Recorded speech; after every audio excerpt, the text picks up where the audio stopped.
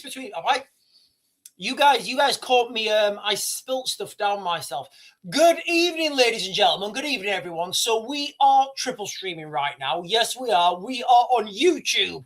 We are on TikTok, and we are on, I think, like it's called Twitcher or I don't know. We're on another platform as well. I don't know. It's somewhere on the chat.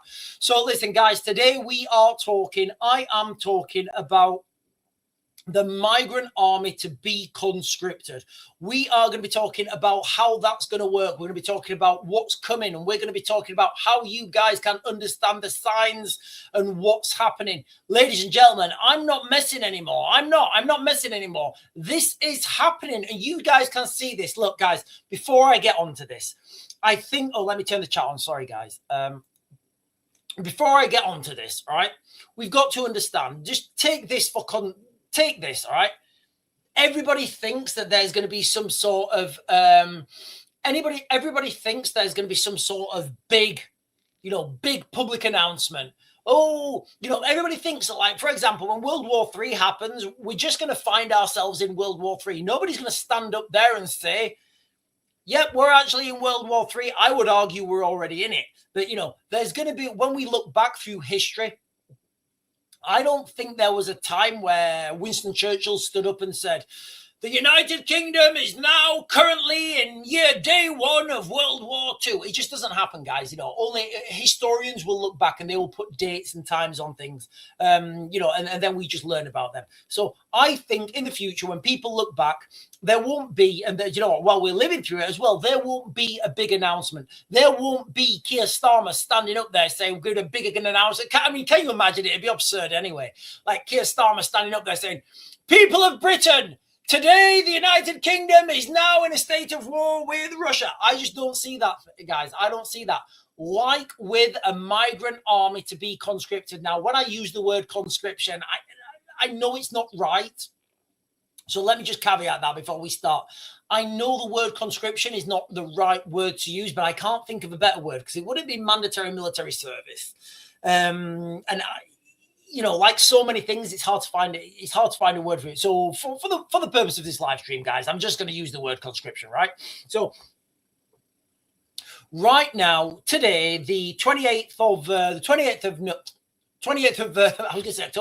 28th of whatever month we're in, December, the 28th of December, there's been an article released. Yes, there has, ladies and gentlemen, there's been an article released. And that is, as far as I'm concerned, my opinion, speculation, analysis, that information that was released today is going to lead to migrants joining the military in the United Kingdom and be forced out as conscripts. Now, look, guys, let me be quite clear. The way you use conscripts and the way you use trained soldiers is very different. It's very different. So before I get into that article, ladies and gentlemen, before we get into that, I am streaming on TikTok as well. But listen, guys, you guys on TikTok, I make no apologies for this.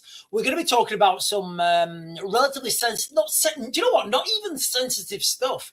We're going to be talking about some things on, honestly, guys, my eyes look so blue on TikTok. I might just keep it on because how blue my eyes look. Do they look blue on there? Do my eyes look blue on here or is it there? So I'm making no apologies for closing you guys down now on TikTok. The reality is I get banned all the time. It's not me, it's the algorithm. So, ladies and gentlemen, if you guys are on TikTok or you're watching right now and you want to continue this live stream and you want to jump on the chat, I'm going to be streaming for the next hour, 1 hour plus, maybe even longer.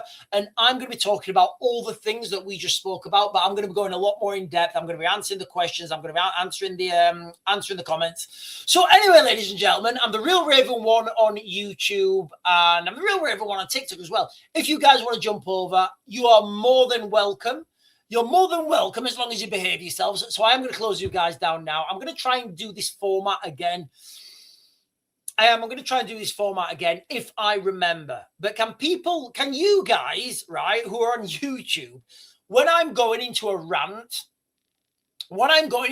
can people put in the chat, Sean, calm yourself down, you're going to get blocked, you're going to get banned? Because I'd really appreciate that, because sometimes when somebody puts 10 pence in the Raven, He just goes. He unleashes both barrels. That motherfucker is on belt fed and it's all going down the range. And ain't nobody coming back from the candy shop. They're spending all they got.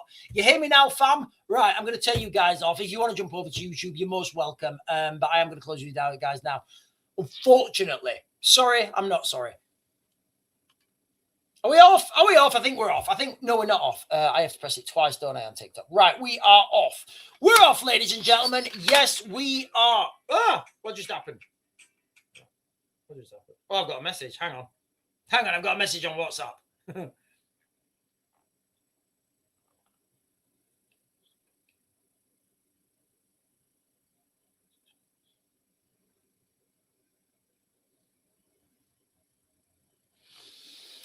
Sorry, my friend my friend's starting a YouTube channel. He's probably gonna be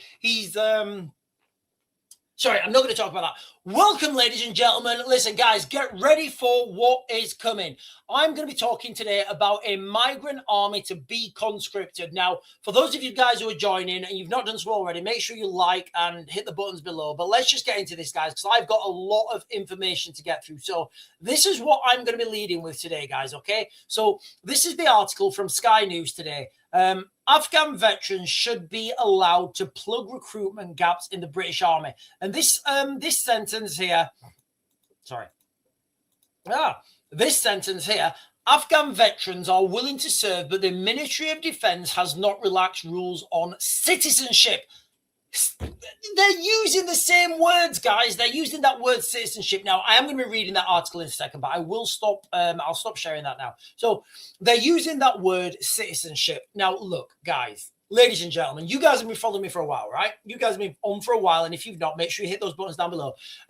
I've been talking about this and I've been saying, one of the things I've been saying is, look, you can stop this migrant crisis like that. It's real easy. It's real easy to stop the migrant crisis. One, politically, it's politically, if Keir Starmer, for example, if Keir Starmer's like ratings, like, look, guys, you'll see where I'm going in a second.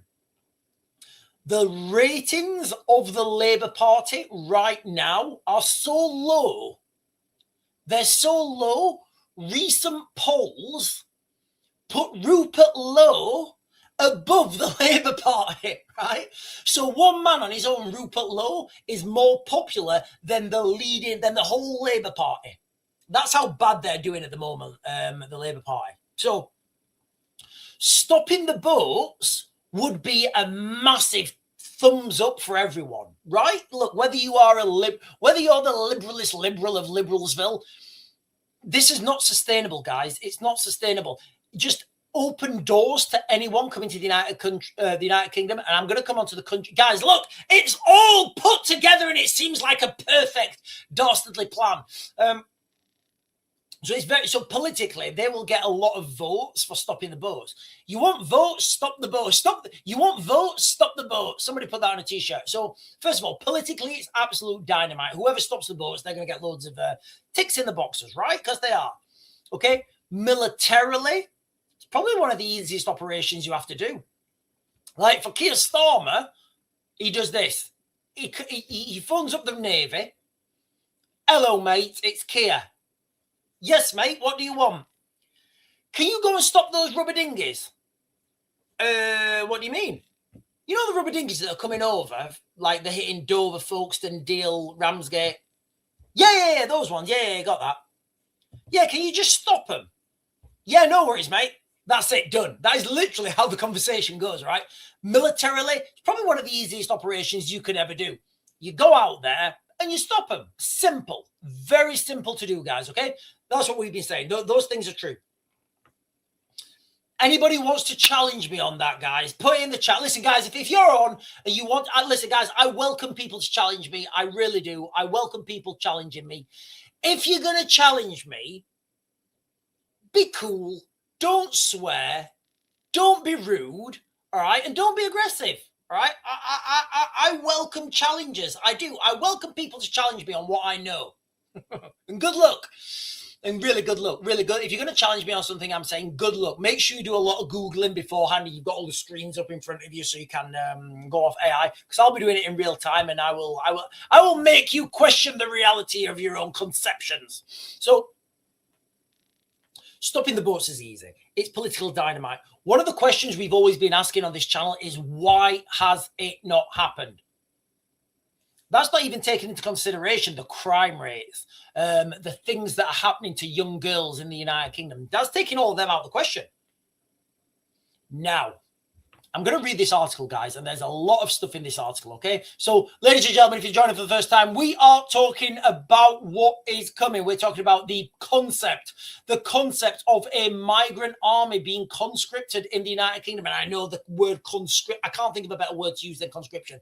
Listen, guys, you've no idea what's coming. You have no idea what's coming. When a government is doing something this big on this scale, think of the scale of what I'm talking about now, guys. Think about all these conspiracies where people are talking about, we have people are talking about the conspiracies where you have the government involvement. Oh, the government are sending the rubber dinghies back. The government are sending the life jackets back. This is a conspiracy at the highest global level. If it's true, we're going to find out very soon. So let me read this article, guys, and then I'll jump onto the chat. So an Afghan special... Oh, Jesus, right. Let me share it. I'm going to share this with you again because I need to share this with you guys real quick. Let me share this with you now, okay?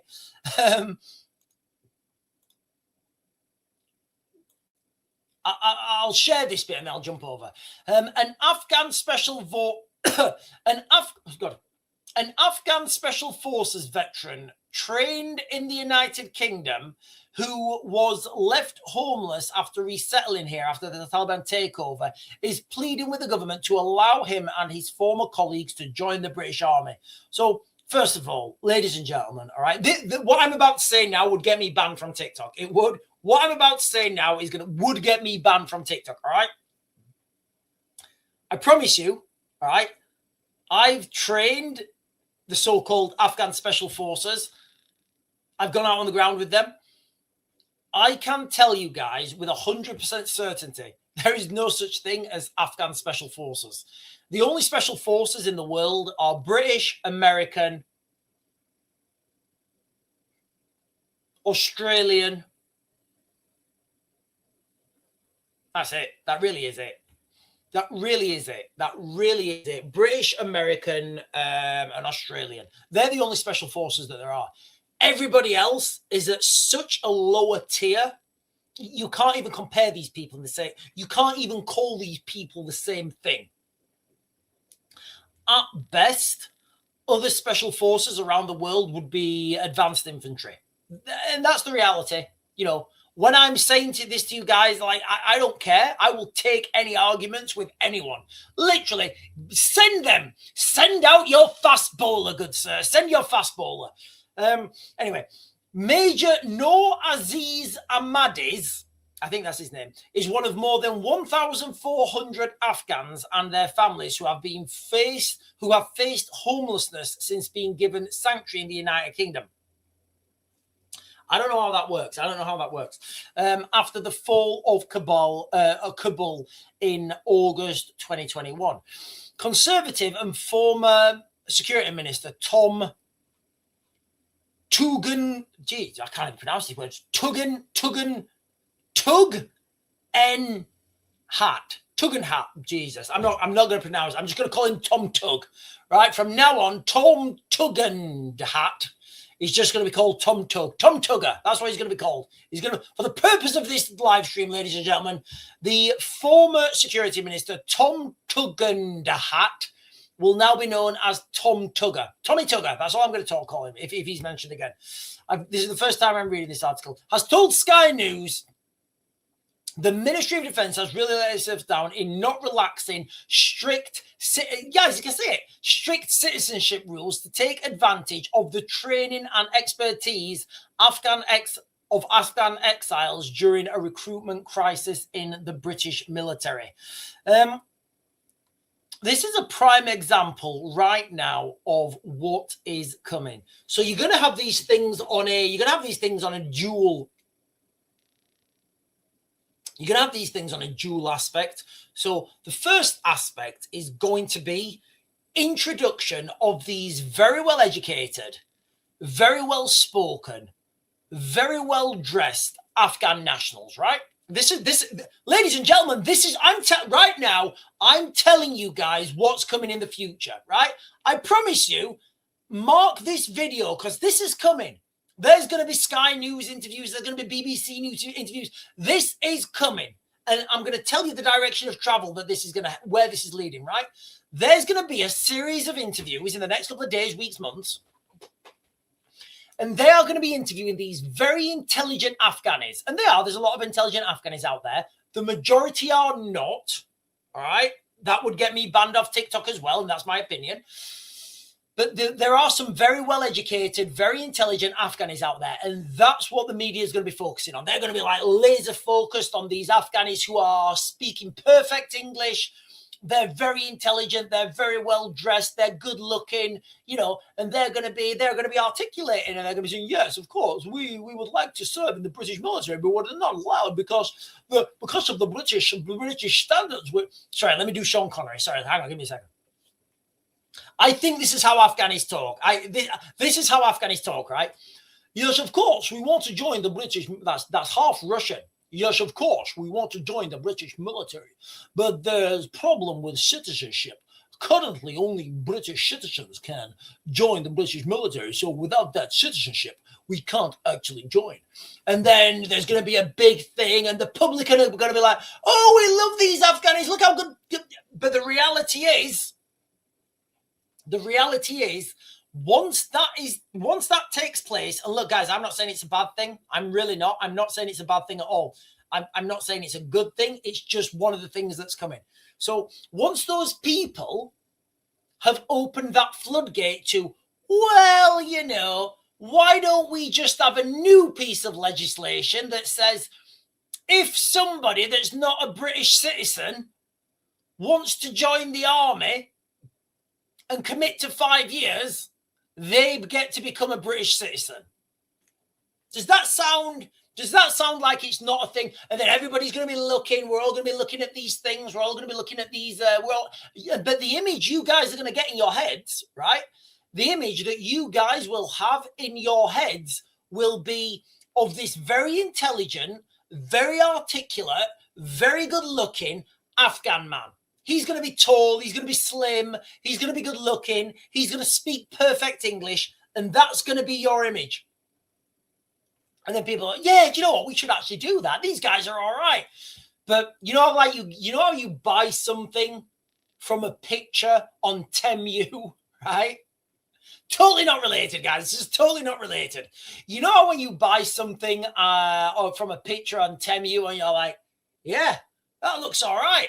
Right? And then like 12 days later, you get this like battered package. You get this battered package turned up with sellotape all over the place. And you're like, oh. And you're looking at the picture and you're looking at what you've got. Obviously, that's got no relevance. I just thought I'd throw that in there, guys. It's got no relevance to what I'm saying right now. Right, ladies and gentlemen, that's what we're going to be talking about today. I've got some greater context, but let me jump up here, guys. Let me jump up here. Pashto is the Afghan language. The only Afghan I know is Dresh, which is stop, and Lasuna Potokra, which is put your hands up, and Kremis Potokra, which is lift your top up. Now, I didn't learn that because I want people to stop. Well, you know, I did actually learn that. So you can imagine why that's relevant in the military, especially when, you know, a lot of the Afghans are wearing these very special vests. They're wearing these very special vests and they clack themselves off quite often. So, yeah, so it's Dresh, which is stop. So if you can shout, Dresh, Lasuna Portokra, Kremis Potokra, and then they lift their tops up so you can see underneath, and you can see they're not wearing any vest underneath. Special vest. Right, ladies and gentlemen, let me jump up and get some comments. Alpha Hotel is saying cannon fodder.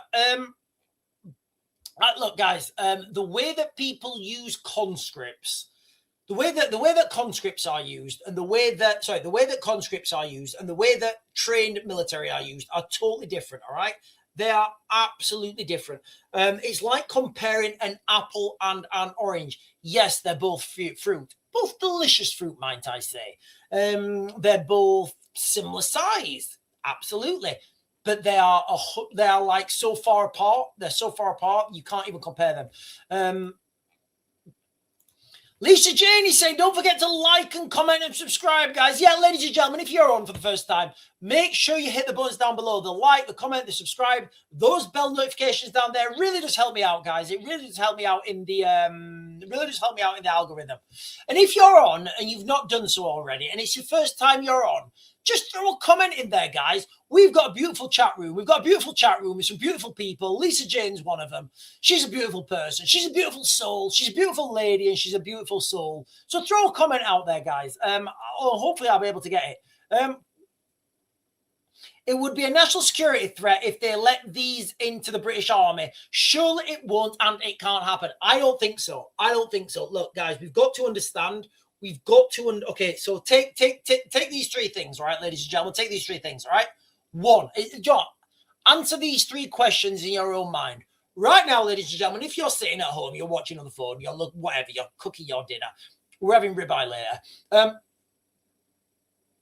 They're marinating in the kitchen. When I went in there, if you're going to cook ribeye or like a steak, you need to let it reach room temperature before you put it on the hot coals or whatever you guys do. Anyway, that's totally a side quest. Take the three questions, ladies and gentlemen. Three questions I've got for you guys, okay? Three questions, all right? One. I said them earlier. I totally forgot them. One. Okay, first question. Do you think that we are heading towards a global conflict on an industrial scale? Do you think we are or not? Simple question. Do you think that Britain is heading to a war with Russia? Yes or no? Simple question. Do you think that the use of conscripts in the east of Ukraine has been effective? If you've been watching my channel, I've been saying and showing you guys how effective that is, okay? That's two. Three. Where are we going to get this extra manpower from, guys? Where are we going to get this extra manpower from? If those two are a yes, where are we going to get that extra manpower from, guys? Okay, simple question. Where are we going to get that man? We're going to have kids all of a sudden. Everybody's going to have 3 kids. We're all going to bang out. We don't have the numbers. We don't have the numbers. So it would make sense. It would absolutely make sense, guys, ladies and gentlemen. It would absolutely make sense if there was some sort of law passed, and I do think this is coming, whereby they let foreign migrants into the United Kingdom. The great reputation of the British Armed Forces will be sure to go down the pan if we start allowing the... Okay, so we've got two aspects here. We've got two aspects, and people, we all need to keep this in mind. We've got conscripts who are going to be used in one aspect, which is not going to be good. And then we've got trained soldiers, which are going to be used in another aspect. That's how the Russians are working it, guys. That is literally how the Russians are working this. Let me just share. I've done this quite a few times. Let me share this. Let me take this down. Let me share this. So we've got the war map here. So this is the war map in Ukraine, right? You've got Kiev, you've got the River Dnipro. Look how big that River Dnipro is, guys. Like, if anybody thinks they can bridge the River Dnipro, what are we looking at there? That's 22.6 kilometers at that point. Like, nobody's bridging that. Guys, for context, that is the same distance as the English Channel. No, it's not. No, it's not. No, do you know what? I think it is, actually. I think that's the same distance there as the English Channel.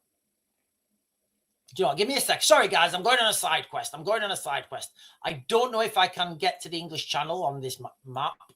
Yes, I can. Right. Let's see what the English Channel is. No, I don't think it is. It's blatantly not. It's blatantly not. It's not far off. It's not far off, is it? It's not far off. It really isn't. It really isn't. Anyway, sorry, I'm totally off on a side quest. Totally off on a side quest. Right. So this front line here in Ukraine, ladies and gentlemen, okay, the reason I'm doing this is because I want to show you guys how conscripts are being used in conjunction with paid professional regular soldiers. So let's imagine, I don't know, let's go by Pokrovs. You know, let's go down here. You know, just let's go by Pokrovs. It doesn't matter. So in this region, Pokrovs, all along this front line, you have a front line which is heavily, I think that's 5 kilometers. I think that's 8.8. Let's go back. So you have the first there, call it there, whatever, 5, for argument's sake. So round about the first 5 kilometers of this front line, so all the way up this front line, the first 5 kilometers or thereabouts is just populated with conscripts.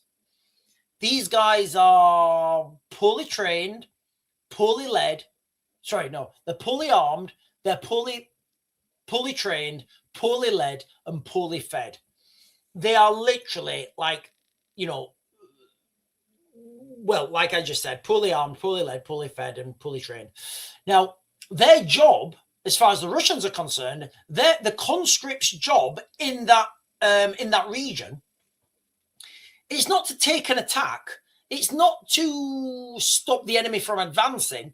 It's not to drive forwards in some surging motion. What that 5 kilometer buffer zone is for, that 5 kilometer buffer zone is just to slow the enemy down and trade bullets for trade conscripts for time. So if the Ukrainians want to push forwards, they have to get through 5 kilometers of conscripts first before they get to anything worthwhile. And then you get the regular Russian army sitting just behind them, literally sitting just behind them. So now you guys can see how effective the use of conscripts really is. And I've been saying this for the longest time. People pay lip service to the use of conscripts, and they say that, you know, and they will, and it's true, and it is true. It's true, guys. Conscripts are no match for a trained professional military. No match at all. Zero. The trained military will win every time. Now, here's the kicker. There will be an attrition rate on the trained military side. Now, if you can keep pushing those conscripts forwards and just keep throwing manpower, and it's costing you nothing to train them, it's costing you nothing to clothe them, nothing to arm them, you're just pushing them forwards into the meat grinder, eventually the trained military will run out of men. That's an inevitability, guys. It's an inevitability. Right, anyway, I've not even done my opening monologue, and we're on 27 minutes. Right. Let me start with this, guys, because I do have quite a bit to get through, and I do need another week. Right. I want to give you some context. So as of late December, back in 25, so campaigners are urging the United Kingdom government to relax rules preventing resettled Afghan veterans, many of them who fought alongside British forces and were trained by the United Kingdom, from joining the British Army to help address the severe recruitment shortfalls, which is true. Remember what you're going to see, guys. I know I've said it before. Remember what you're going to see in the future. You're going to see these very intelligent, very articulate, very well-dressed, very good-looking Afghans, beautiful beards, fantastic hair, not as fantastic as my hair, and they won't have beautiful blue eyes, but they'll have fantastic hair. I'm not holding it against them. They're not going to have my hair, but they're still going to be fantastic. Still going to have great hair. That's what you're going to see in the near future, okay? So we've got some key figures. We've got this Major Noor Aziz. I'm just going to call him Aziz, who is a former Afghan Special Forces officer with 17 years of experience, who trained at Sandhurst, which is the Officers Academy. I think it's called Royal. I don't know what it's called. It's just, I don't actually know what it is. It's like Sandhurst. I should probably know. It's like the Royal Military Officers Training Academy. I don't know. It's in Sandhurst. He resettled here in the United Kingdom in 21 after the Taliban takeover of Afghanistan. Now, he is now facing homelessness. He's one of over 1,400 Afghan households who are affected. Now, these guys, a lot of these guys have been finding low-skilled work as security guards. That's the reality. I don't. This is my opinion. I don't think these people should have come to our country in the first place. I don't think they were helping the British military at all, and they weren't. And look, guys, before I go on, let me just be clear. It's all bullshit. All right, it's all bullshit. Everything's bullshit. Literally, everything is bullshit. Apart from me, I'm giving you guys a lowdown. So make sure you like, comment, subscribe, hit that bell notification, whatever those buttons are down there, and watch my ads. Yeah, watch my ads. I know you guys hover your finger over that 5-second point and whack that skip button. I know you're doing it. Anyway, let's be clear. When you see in the mainstream media, Afghan soldiers who helped the British military, they didn't help the British. No Afghan in Afghanistan helped the British military. No, they were helping themselves by helping the British military help Afghanistan. Do you see how that goes? See how that goes, guys? Like, we didn't see, and like when I was in Iraq, when I was serving in Iraq, I didn't see an influx of Afghan locals turning up to Iraq saying, lads, we've come to help. I didn't see that. I didn't. I saw Afghan nationals getting paid by the British government to help their own government. That's what I saw. So let's just stop pretending right now that these guys did anything for you. They didn't do anything for you. They didn't do anything for the British military because we were all trying to bring freedom and democracy to Afghanistan. It failed epically because they just weren't ready. They weren't ready. That's the reality, guys, right? That is literally the reality. Anyway. So this guy's plea, and I do think he's going to start to be a TV personality very soon. Honestly, watch this space, guys, and mark this video. Right now, mark what I'm going to try and get this as a caption, because you are about to see this guy, these guys, you're about to see these people coming out doing a lot of media, and they're going to get a lot of media focus. So what he's saying is Aziz, who spent 17 years in the military or whatever, he's saying he feels abandoned. I'm sorry. I'm totally sorry. Like, if you feel abandoned, like I'm not going to say what I think, but what I think is go home, and I'm not going to say that. I'd never say that. I'd never say if people feel abandoned by our country to go home. I don't have a home country to go to. I'm literally in it. I live in my home country and I feel abandoned. So I don't give a shit. I don't, guys. I'm sorry. I'm genuinely sorry. I don't care, right? If people... Sorry, let me continue, guys, because I'm totally on a rant this evening. So he's saying he feels abandoned by the Ministry of Defence, despite the UK investing heavily in their training. I did a lot of this training, guys. I did. This is why it really winds me up.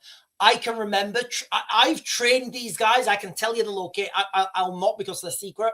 But I did a lot of training with the Afghan Special Forces, and I've trained them up like to a standard. And to be fair, they're terrible. But they're all right. They're all right for that region of the world. So he's saying that he feels this. He feels abandoned. Honestly, guys, if there's any I really want a subject matter expert to pipe up. I really do right now, because I really feel like giving somebody both barrels. I really do. If there's any subject matter experts out there and they wanna question me, please, let me take my safety catch off. And by safety catch, I'm not threatening violence. I mean my vocal safety catch, just in case I'm getting, Sean's threatening. No, I'm not. I'm saying my vocal safety catch, which is really on right now. So he's pleading. He feels abandoned. Honestly, it just winds me up even more. Like you know, all these girls that are getting attacked by Afghans. Do you think they feel abandoned? Yeah, I think they do. In fact, hang on, I've got an image to show you. Is it that one? Yeah. Right, so I've got an image to show you. We're talking about Afghans, we're talking about young girls in the United Kingdom. We're talking about people feeling abandoned. I'm just going to share this with you. I'm not even going to mention anything. I'm not even going to mention anything.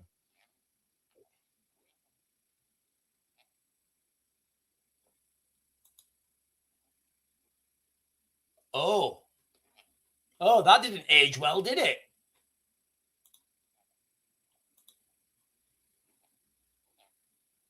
Yeah.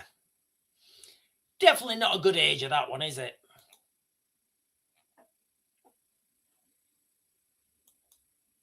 Anyway, let me continue. I'm not even gonna pass comment. I'm not even gonna pass comment on that, guys. I'm not gonna pass comment. So this guy's feeling abandoned. He's feeling, oh, we should be looked after. Yeah, do you know what? You look, ladies and gentlemen, you've no idea what's coming. You really have no idea what's coming.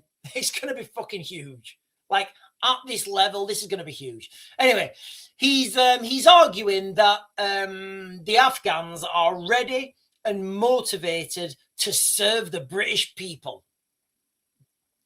The British Army spent a lot of money on us, but now I don't know why the MOD are ignoring us. That's what he's saying. He's saying, like, oh, the MOD spent, do you know what? They spent a lot of money on me.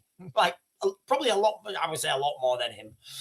Anyway, so he's proposing that there is to create a dedicated unit. Jesus, can you imagine it? He's proposing to create a dedicated unit similar to the Royal Gurkha Rifles, who are Nepalese recruits serving in the British Army, allowing Afghan veterans to enlist directly. I mean, if you're using the Gurkhas right? If you're using the Gurkhas as your metric of excellence, I think you need a new metric. Honestly, like the only time I've seen Gurkhas is when they've collapsed on a run, when they're sleeping, when they should be on duty. Sorry, guys, they're all right. They're all right. The Gurkhas are all right. They are all right. They're just nowhere near up to a white Christian army. They're not, and I don't mean any disrespect. They're just not. The UK armed forces are facing a prolonged workforce crisis, and they are. That's the reality. The overall strength of the armed forces is, I think it's 100. It's like 180,000 or something. Now, the actual army have, I think it's 73,000, although when I was looking at this earlier on today, I saw some numbers saying it's 71,000. So I don't know the actual numbers. It's between, let's say it's between 70 and 73,000. I've got it then, which is absolutely tiny.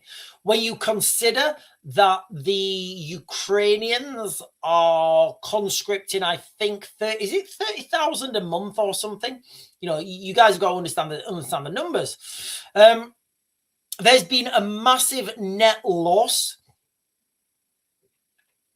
in the military, literally in the military. You see, it turns out when you say to people that young white Christian men are bad, they're evil, when you persecute young military veterans through the courts 50 years after an event, it turns out people don't want to join the army. That's the reality, Now, people are blaming poor retention on substandard accommodation, low morale, outdated recruitment process, and cultural issues. Yeah, do you reckon we have cultural issues? The recruitment process isn't outdated. You see, when I was looking at this, I was looking at the like when I joined the army, 1990, what was it, 98? I first went to the Army Careers Office in 1998. They said I wasn't old enough. They said, come back when you've actually left school. I was like, yeah, okay. So you're allowed. They will take you. You can get an interview in the army. You used to be able to get an interview in the army when you was 15 and 9 months. That's when I went in. I literally knocked on the door at 15 and 9 months. I said, excuse me, I want to join the parachute regiment, and then I want to be special forces operator. He said, how old are you? I said, 15 and 9 months, he said. Come in. That's the ACIO in Sheffield. He said, yeah, mate, I can't do anything now, but over the next year, they brought me in for flim-flam interviews. Literally, when I was 16 and 9 months, I was straight in. The government have responded, and we spoke about this yesterday. The government have launched this new gap year military thing where they're letting students who are under 20, I think it's 25, they're letting students who are under 25 take a gap year to become part of the military. And there, there's going to be the largest pay rise in decades and a new unified recruitment service in 2027. Look, guys, if you make joining the army cool, and if you make joining the army something that men who eat red meat want to join, you will get men joining. I can guarantee you with 100% certainty. Listen, guys, I really need another wee. I need another wee. Right, I'm gonna nip to the toilet, guys. I'm gonna nip to the toilet. I'll be back in like less than a minute. We are talking, and I'm telling you guys right now to get ready for what is coming. I'm telling you that right now, ladies and gentlemen. Get ready for what is coming, because we are looking like we are going to have a migrant army to be conscripted in the United Kingdom. And let me just caveat that word conscription, all right? I can't think of a better word to use, so I'm using the word conscription. Deal with it. Watch my hands, right? I'm going to have a wee, and I'll be back in one.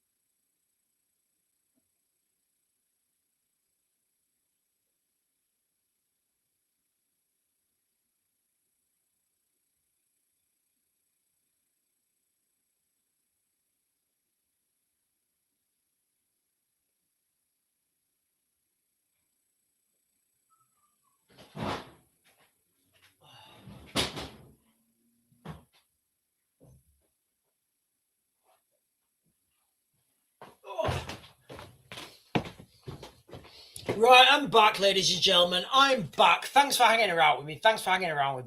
Right, let me jump down. I'm gonna get some comments before I continue. I'm just conscious of the time. Has the red heifer gone? Right, Leroy, you need to throw this out there. Is there an article there? Is there an article, guys? Has the red heifer gone? So for those of you guys who don't know, the red heifer, or the ritualistic unaliving of the red heifer will bring in. So basically what happens is, in the Bible or in like some Jewish text or something, there's something. There's got to be a red heifer has to be given as an offering, and then they burn that. Guys, I'm doing this in real time. Look, guys, I don't know what the question is going to be. Then the red heifer, the ashes of the red heifer are used to sanitize some sort of tools or something, and that means there's going to be a building of the third, or is it the second temple, which is going to usher in the second coming of Jesus Christ, which is also going to usher in the which means that the Antichrist is already with us. Ladies and gentlemen, we've gone straight end of days. We went straight end of days, and I don't mind going straight end of days. Right. Yeah, I thought it had already been done as well. I did. I thought it had already been done as well. If Allah is your highest authority, who are you fighting for? I'm not fighting for anyone. Listen, guys, let me be quite clear. Let me be quite clear to every one of you fantastic, good-looking, beautiful, fever-pitched people. I think it's all pointless. I think all the wars are pointless. I always say this. I always say this. I don't think, baby. I know. I know that 10 years after these wars end, everything will be back to normal. Literally, everything will be back to normal in 10 years after these wars have ended. Wars waste the best men. The best men, they do. Wars waste the best men. The only people that benefit from a war are the weak. Only the weak benefit from a war. I promise you guys. Take it from me as a veteran of every conflict on this planet in the last 26, almost 27 years. All wars are pointless and only the weak prosper in a war. Think about it. You send your best men and they eliminate each other. Who don't you send? The weak, who reproduce. The weak. We don't need any more wars, guys. We need to build spaceships, all right? Let's build spaceships, not let's build spaceships, not bombs. I would love that. I would love building spaceships, not bombs. Right, let me jump down. Lewis Ackers is saying, when all factions are funded by the same people, wars are pointless. So I'm going to throw this out there, guys, and I'm going to say all wars are pointless regardless of who's funding them. So those people who are funding the wars, and look, guys, I don't know if there's some sort of secret, dark society working in the shadows. What I will say on this is, if there is, and if there isn't, it doesn't really matter, because I think people need to start building spaceships instead of bombs. Can we not just build satellites instead of? Can we not build? No, not even satellites. I don't even want satellites. I want humans to go into space. The Celt is saying in the Bible, it says, "We will see lightning, no thunder. The darkness." This sounds. I like this. In the Bible, it's excuse me. So the Celt 76, is saying, in the Bible, it says, "We will see lightning, no thunder. The darkness, and we must block out windows and not look outside for 40 days, where demons will ruin the earth. Then God will cleanse." Surely that's a nuclear strike, right? Surely that's a nuclear strike. We must not go outside for 40 days. Is that not a nuclear strike? I don't know. I don't know if that's a nuclear strike.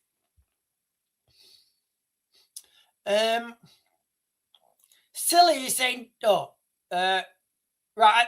Listen, I just think we're all in agreement here. I think everybody's in agreement, right? We don't want to see our sons and daughters going into the meat grinder, right? I think we're all in agreement with that. Before I go on to this, guys, ladies and gentlemen, if you're joining me for the first time, we are talking about a migrant army in the United Kingdom to be conscripted, right? I think it's coming. I do, and I'm gonna read to you in a little bit. I've been talking about it. I'm gonna read to you more about that. I think we're all in agreement that. Let me know if I'm wrong, guys. If you're in the chat right now and you're like, no, I actually like this world we're living in, or would you like Raven's world? Would you like Raven's future? I'm going to paint a picture of Raven's future right now. Raven's future, my future, is a future of human exploration. Rather than building tanks, we're building spaceships. Rather than building submarines, we're building spaceships. Literally, forget the military-industrial complex. Let's have the space-industrial complex. Wouldn't your children rather be waking up to headlines? Britain develops new method of bringing payloads back to Earth from space. Russia develops new nuclear fusion on the moon. China develops first orbital solar panels around the sun. I don't know. Israel, because Tilly Gallard is on here. Israel puts the first colony on an asteroid, bringing resources back to Earth.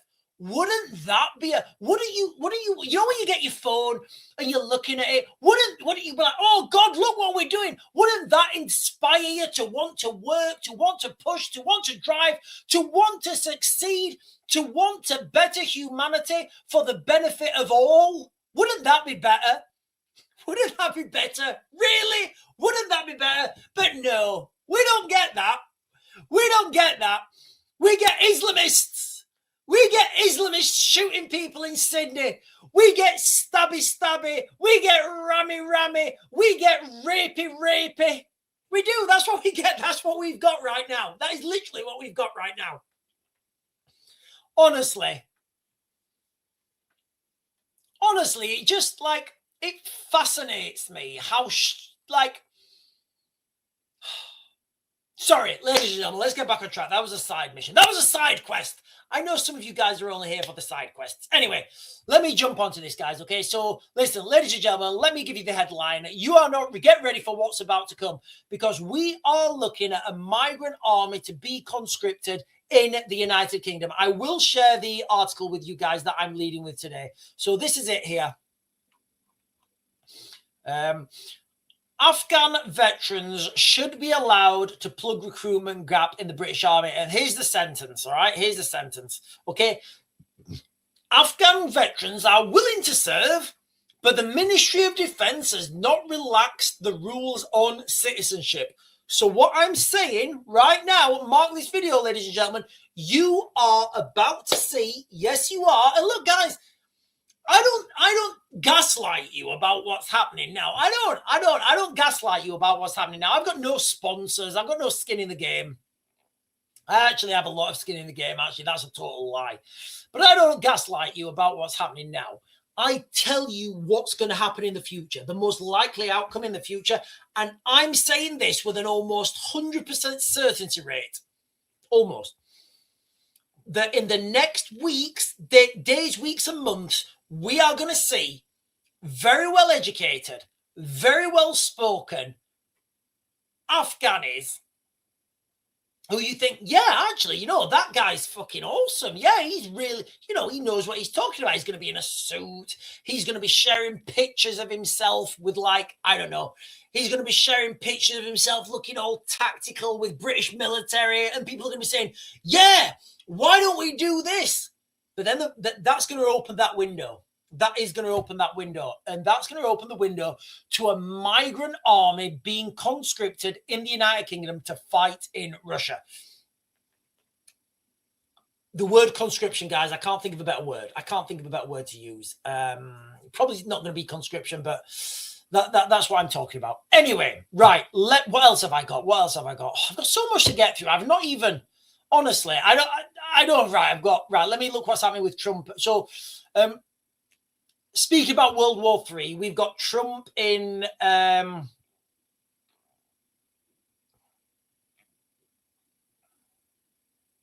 on, I'm just looking now, guys, on the Trump-Zelensky meeting. Do you want something to eat? Trump asks reporter before media are asked to leave. Okay, so first of all, this is a show trial. A member of the press was briefly allowed. Trump's call to Putin brings back memories of Zelensky's last visit. Analysis. Okay. Frontline remains active as peace talks take place. Final stages or not, these talks will be... Listen, guys, it's all bullshit, right? I think it was Lisa Jane. She asked me on the chat earlier. Let me share this with you, actually. So Lisa Jane asked me on the chat earlier what was going to happen with these peace talks with Russia and... It's not Russia. Sorry, with Ukraine and Zelensky and Trump. And if you guys have not watched this video, look, guys, all my stuff, everything I say is public record, right? So I can't say something and then say I didn't say something. And it's really easy right now. So go watch my last live stream, all right? Skip through, and Lisa Jane asked the comment. I think it was Lisa Jane. And she asked the comment and she said, Sean, what's going to happen with these talks between Trump and between Trump and Zelensky. And what I said was absolutely nothing. They will both come out of these talks. And Russia says it seized Mariograd, which is along with neighboring Pokrovs, which serves, that's true. So I'll come on to this in a second.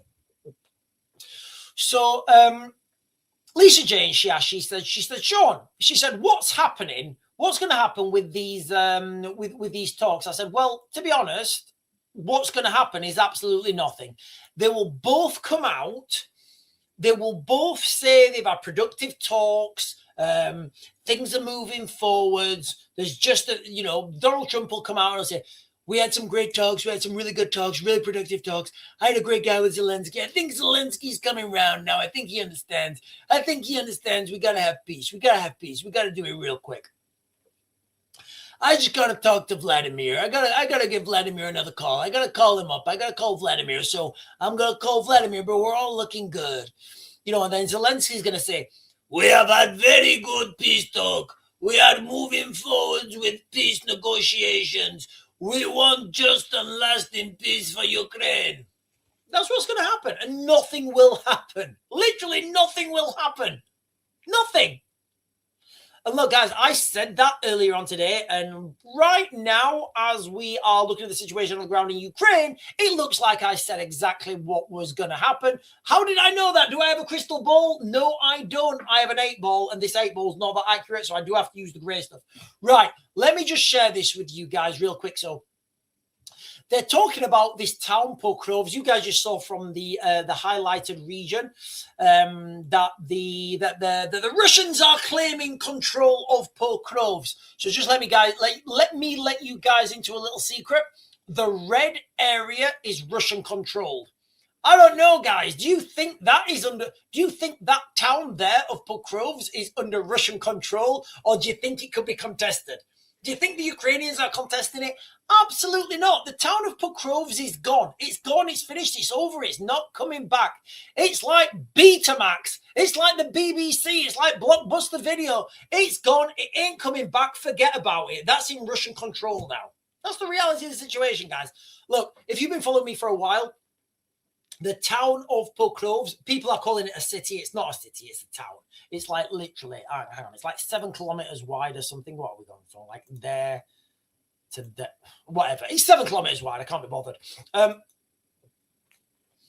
If you guys have been watching me for a while, and if you're new to the channel, make sure you hit those buttons down below. Like, guys, I don't gaslight you about what's happening now. I tell you what's coming in the future. So when it happens in the future, I'm like, yeah, that's old news. The future is old news to us. It literally is.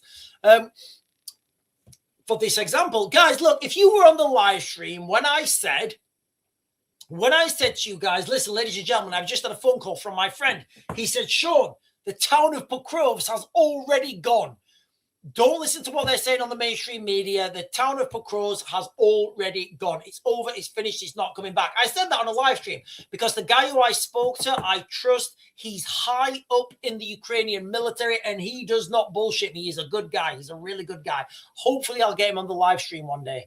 Let me put it in the chat, guys, if you remember me saying that. And then, guess what? The town of Pokrovs goes. So I don't bullshit you guys about what's happening now. I tell you old news. Headline news on this channel, ladies and gentlemen, is really old news. It really is old news. Oh, hang on. Your browser. What's happening? What's happening? Hang on. Guys, am I still streaming? Am I still streaming, guys, or have I gone? Ladies and gentlemen, I don't know. Am I streaming? Am I still streaming? Silly Galadi in Israel is saying Yitz Barak. I don't know what Yitz Barak is, but I'll go with it. I'll go with Yitz Barak, silly. I'll go with Yitz Barak.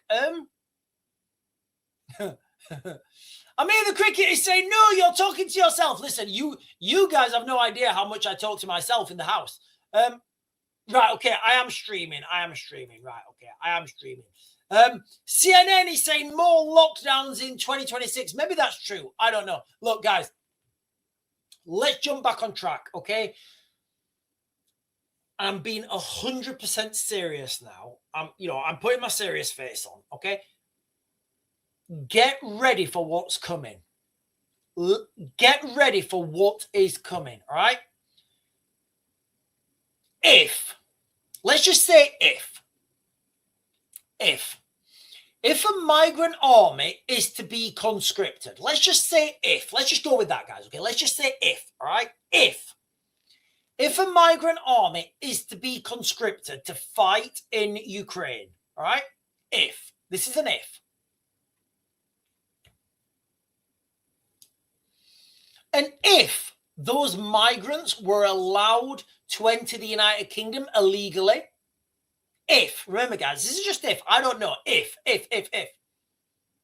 then that means that somebody had prior knowledge of their utility, right? Tell me I'm wrong. Tell me I'm wrong, guys. Please tell me I'm wrong. And if someone had prior knowledge of those migrants' utility and that they would be used in the future, do you understand how deep this fucking rabbit hole goes? Like, do you understand how deep this rabbit hole goes? You know, when you look at this information, when you look at this information, you struggle with it. I struggle with it. But the facts are the facts, guys. The facts are the facts. We have a migrant crisis in the United Kingdom. That is the reality.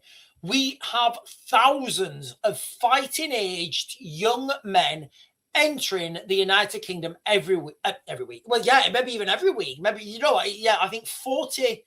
What are we on now, guys? Are we like 40 or 50,000? And the Labour government are calling it a. The Labour government are calling it a. Excuse me. The Labour government are calling it a good thing that only, was it 880,000 entered the UK 24 to 25? That's like, yay, only 880,000. That's almost 1 million people. It's almost 1 million people. Now, what I'm going to do now, look, guys. So if you don't think that a migrant army is coming, remember what a migrant army would be: a low paid,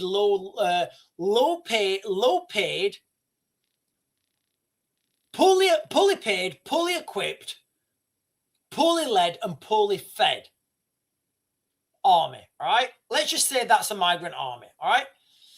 So you wouldn't want to train them, would you? You wouldn't want to spend your... Jesus Christ. Honestly, the more I think about this, the more dastardly and kind of the more respect I have for the British government. But when you think about the countries... Look, guys, let me just throw this out there right now. I'm going to give you, all right? Okay.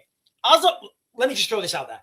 As of December 2025, several African countries maintain mandatory military service, i.e. conscription. Some are more strictly applied than others, and few include women. So I'm going to read you the countries in Africa, all right? This is where it gets wild, all right? This is where it gets wild. So make sure you stop skipping my ads. All right. Stop skipping my ads. All right. Make sure you like, comment, subscribe, follow, all those things. Make sure you hit the bell notification as well. So I'm going to tell you right now what countries in Africa have some sort of mandatory military training, right? You know, like the kind of low-skilled military training that you would expect conscripts to have? Maybe, I don't know. Algeria, Angola, Benin, Chad, Egypt, Eritrea. We've seen a lot of people from Eritrea, Mali, Morocco, Mozambique, Nigeria, South Sudan, and Tunisia.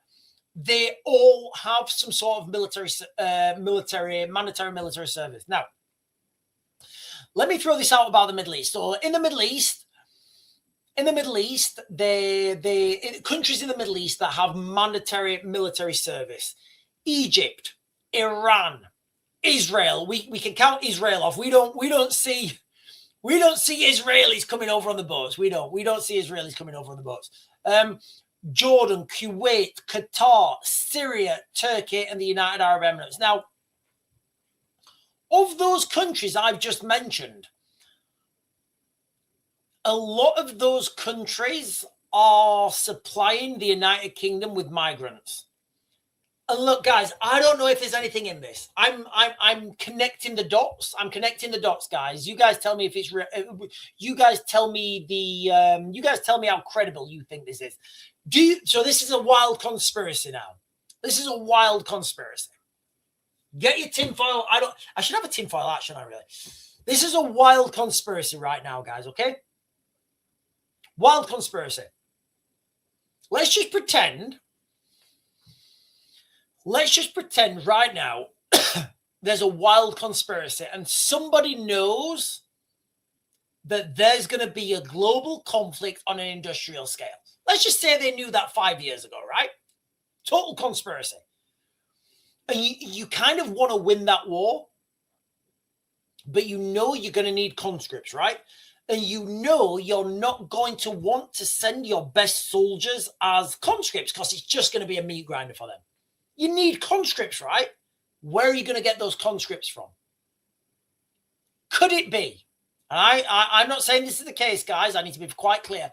Could it be that the floodgates of mass migration have been opened to certain countries because they are going to be used as conscripts in World War III?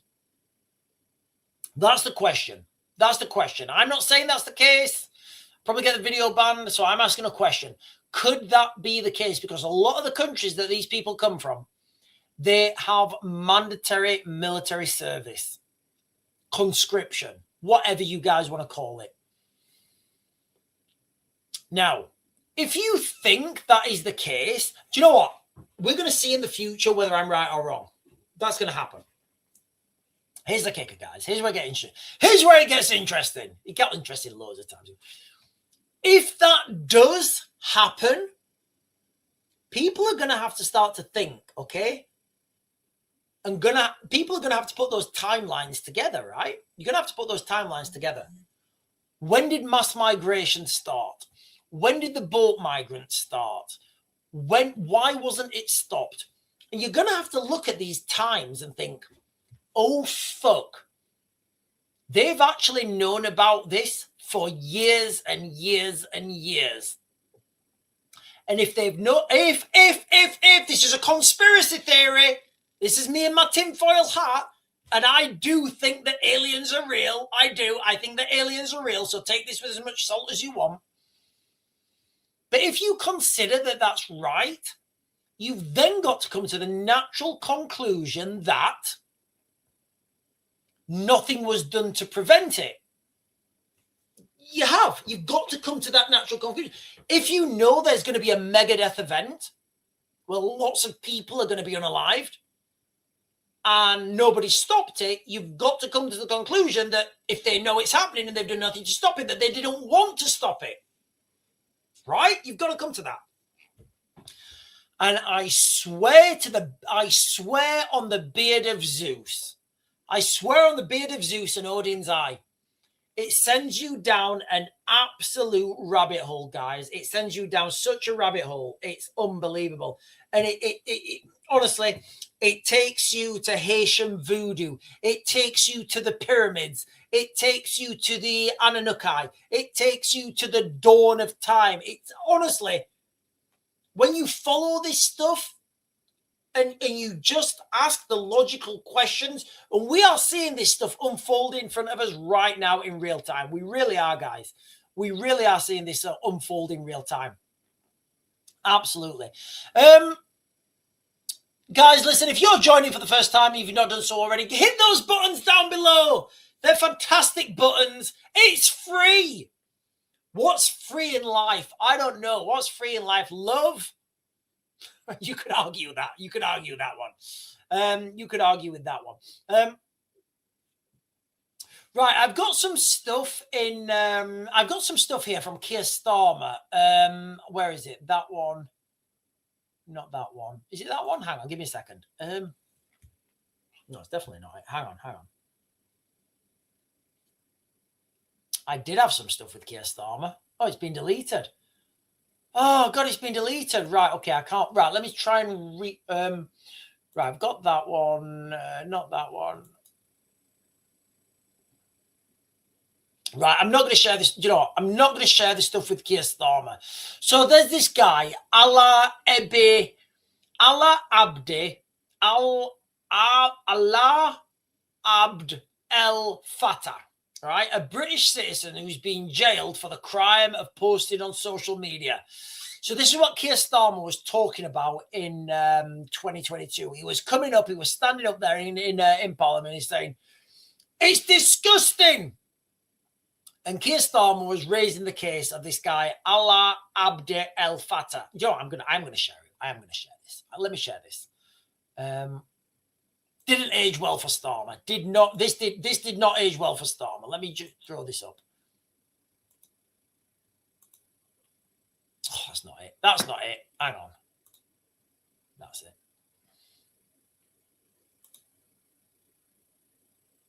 British citizen.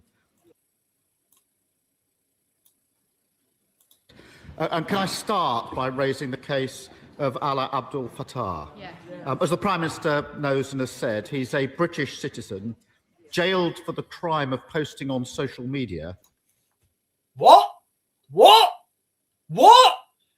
Is Keir Starmer angry that people are going to jail for posting on social media? Let's see. And been imprisoned in Egypt for most of the last 9 years. Yeah. He's been on hunger strike for the last 6 months. Now, the Prime Minister just said that he raised it with President Sisi. Could he tell us what progress he made in securing Allah's release? Okay, so you guys know who we're talking about, right? I will share this. I've closed the screen down, but I will share this in a second. And can I start by raising the case of Allah Abdul Fattah? Yeah. As the Prime Minister knows and has said, he's a British citizen jailed for the crime of posting on social media and been imprisoned in Egypt for most of the last 9 years. He's been on hunger strike.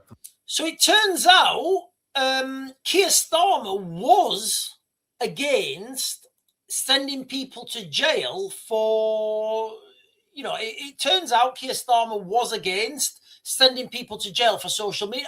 Look, guys, tell me I'm wrong. Please, fact check. Look, guys, I'm not saying anything.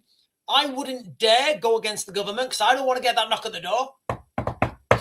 Hey, Sean, I heard you said the government in the United Kingdom would send people to jail for social media. No, I didn't say that. What I did say is I repeated what Keir Starmer was saying. Now, Keir Starmer has said that he's really angry about this guy. I struggle with his name, guys. Allah Abdul Al Fattah.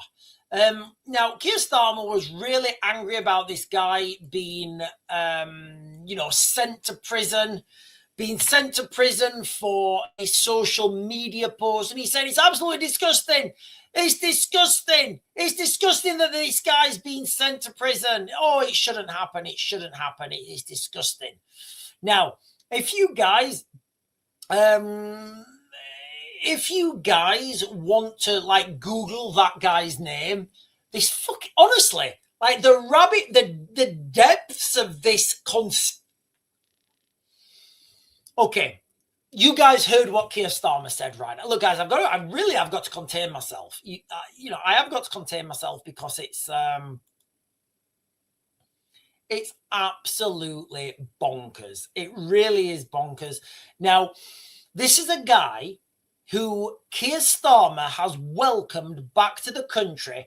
And if you guys want to look at some of his social media posts, they really are phenomenal. They really are phenomenal. And one of the things people are reporting him, right now, people are reporting this guy to the counter-terrorism police. That's what's happening right now. So this is the guy who, Keir Starmer, he's like, oh, I want this guy. Oh, it's disgusting that this guy's being jailed for social media posts. I'm not going to mention, I will never mention. When I'm not being critical of the government, I will not mention people in the United Kingdom getting sent to jail for social media posts. I will not mention people in the United Kingdom being sent to jail for shouting at dogs. I will not mention Peter Lynch. I will not mention Lucy Conley. I'd never do that, guys. I would never be critical of the government. I would never do that. What I will do is I'm going to share this. I'm going to share this post here. I'm going to share this post here, this image. And these are some of the alleged, I've got to be clear, guys, because I don't want to get alleged.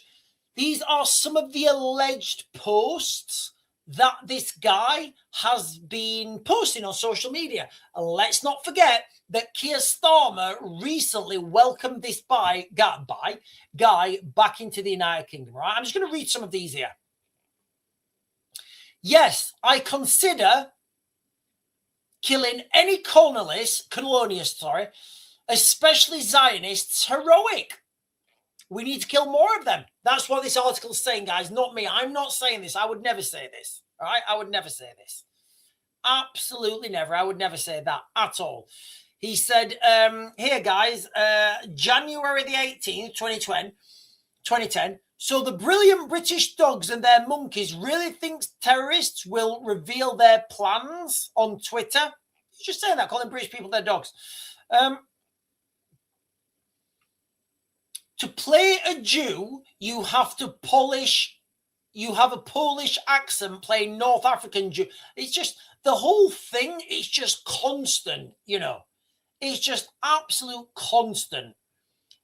Here's another response he allegedly did. Look, guys, this is all alleged. So he's saying here, he's commenting Gillian, he's commenting Layla Liam, and these people here on the left. So on the left-hand side of the screen, guys, third one down, all right? Fuck that. Sounds like you need more fear. Random shooting of white males should convince them racism costs lives. I don't know what racism they're talking about, but he's clearly... I don't know, guys. Maybe he's just expressing his freedom of speech. I think this is what Keir Starmer means when he's just expressing his freedom of speech. Remember, ladies and gentlemen, I'm not being critical of the government. I'm not. I'm just sharing things that are already out there on open source social media. So this is a guy who Keir Starmer has let back into the country and has welcomed. He literally, let me get this up. Let me get this up because you guys need to understand what we're dealing with.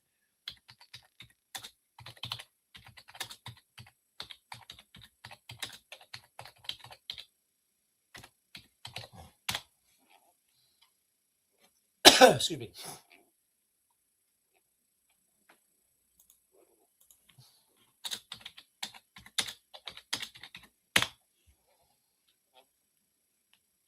Here we are. It's funny. We should just laugh. We should literally, guys, at this point, right? Honestly, at this point, we should just find it funny. So here's an article. So this is the guy. This is GB News, right? Look, I'm not passing any opinion. I'm saying that this is what the mainstream media are saying, right? Keir Starmer is delighted. He's delighted over the release of Egyptian British prisoner who called for mass murder of Israelis. I'm not saying that. Guys. That's what GB News are saying, right?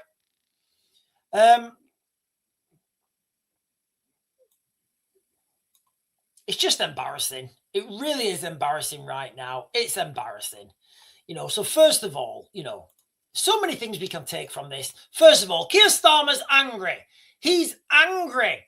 He's angry that people in Egypt have been sent to prison for social media posts. Zero irony there, guys. Zero irony. Just accept it, right? Just accept it that the British government can be out there on their high horse saying, we do not stand for people in Egypt being sent to prison for social media posts. What?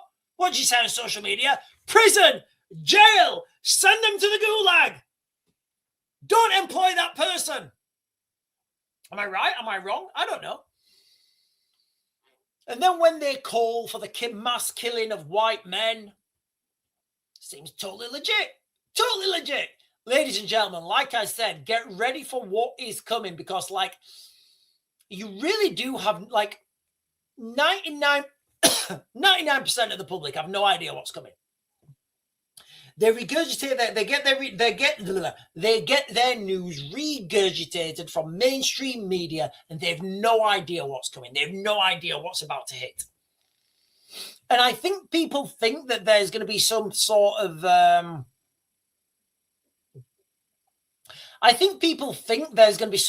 like massive announcement. For example, like I know that was a bit of a side quest, so I think I'll talk about that a little bit more tomorrow morning's live stream, guys.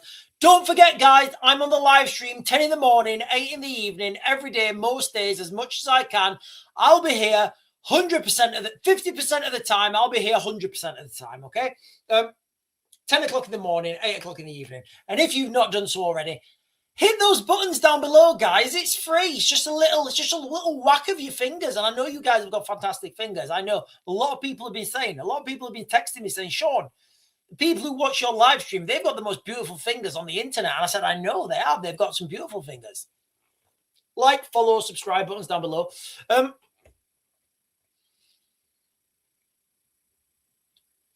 So I think most people are under this like it is an illusion that when we have migrants conscripted to the army, it's going to be some sort of big announcement whereby like Keir Starmer comes up there and he says, I, Keir Starmer, on this day hereby announce resolution 412, whereby all migrants are now subject to the crown of the great British Empire. It's not going to be like that. It really isn't going to be like that.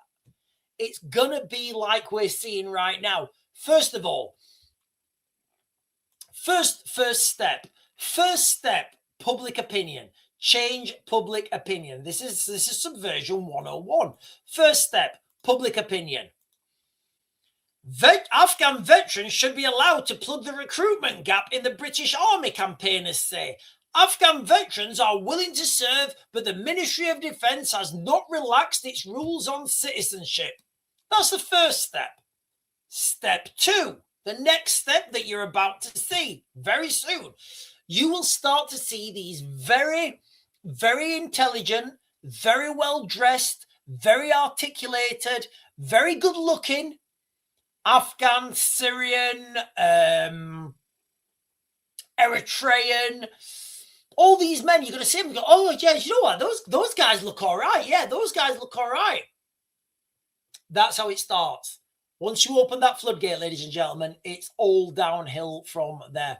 Look, guys, I am going to start to close this down now. You guys have been fantastic, beautiful, amazing. You've got the best fingers. You've got the best hair. No, I've got the best hair. Let's be clear, guys. I've got the best hair. You guys have got good hair. You have. A lot of you guys have got good hair. I've got the best hair. I've got the best hair. Let's just not even have an argument about that. People really need to get ready for what's about to come, because if that's true, you go back through those steps and you start to think, oh, how come we've got so many migrants in the country? Oh, do you think it's just coincidence?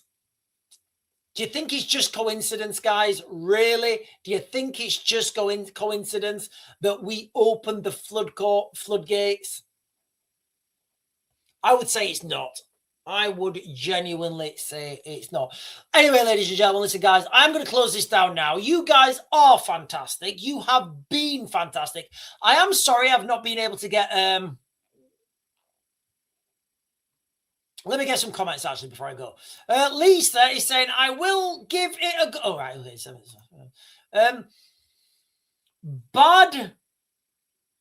Bad boy ready to rock is saying, long-lived motherland. I don't know what that means. Woody is saying, I don't think he could even do anything to enrage me more. But this story today, it's phenomenal. But look, guys, I've said this so many times. Stop thinking that Keir Starmer's going. He's going nowhere. He's going nowhere, fam. You feeling me one time? He's going nowhere. Keir Starmer's going nowhere. I promise you. Like, when all these scandals broke out about Keir Starmer and these Ukrainian models that just found out where he lived, and like, I was like, yeah, he's going nowhere. Keir Starmer's going nowhere. I promise you, Keir Starmer's going nowhere until 2029. And even in 2029, let's not write off the Labour Party. Because guess what? Guess what public opinion does? And the reality is, people don't really choose who they're going to vote for until like a month before the election. So 12 months before the election. Imagine this, guys. Look, imagine this. And look, I tell you guys what's happening, right? I tell you guys what's coming, right? However unpleasant it is what's coming, I will always tell you, okay? Imagine this. Imagine this, if you will, good sir. A year before the election, so like, I don't know what, November 2028 or whatever. I think it will be November 2028, whatever. A year before the election, the next election in the United Kingdom, Keir Starmer stops the boats and puts all the migrants in as conscripts. Do you think he's going to get more votes? Do you think he's going to get? Do you think he's going to stay in? I would say don't write him off. Let me jump down. Trevor Pritchard is saying, Sean, my friends and me have been talking about this for 8 years, but we didn't think it would come this quick. It's here. Look, guys, it's here. Tell me I'm wrong. Please tell me I am wrong, ladies and gentlemen. Look at the headlines. Look at the headlines today. Tell me that once that can has been opened, tell me it's not going to go to the candy shop. Tell me they ain't going to have you spending all you got. Tell me they ain't going to keep going till they hit the spot. Whoa. Tell me that's not going to happen. And eat my left nut. Eat my left nut is saying, someone once said, if, look, guys, I'm going to leave this on. I am going to leave this on because this is a fantastic, look, I think eat my left nut is my fit. Eat my left nut. I hope you've subscribed. Listen, guys, and I hope everybody that's watching right now is subscribed as well. So eat my left nut is saying, I am going to leave on this. I'm going to leave on this comment, but eat my left nut. I'm sure it's a beautiful left nut. I'm sure it's a cashew. I'm sure it is a cashew nut. My favorite nut. I do. When I used to work in Syria, I used to, on a Friday, I used to walk past like one of the local shops and they used to sell cashew nuts. And honestly, like the cashew nuts you get in the Middle East are so much better. Anyway, eat my left nut is saying, someone once said, if voting really mattered, they wouldn't let us do it. And on that bombshell, ladies and gentlemen, I am going to leave this now. I am going to leave you guys now. If you've not done so already, make sure you've hit those buttons down below. The like, follow, comment, subscribe, bell notification, all those things, guys. Don't forget, I don't gaslight you about what's happening now.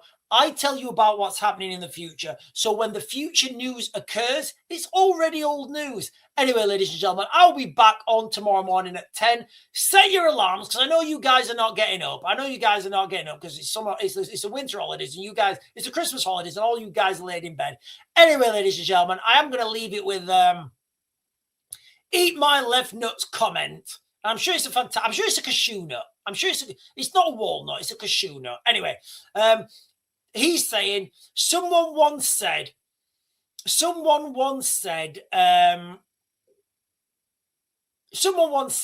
if voting really mattered, they wouldn't let us do it. Ladies and gentlemen, I will bid you good evening. I'll see you in the morning.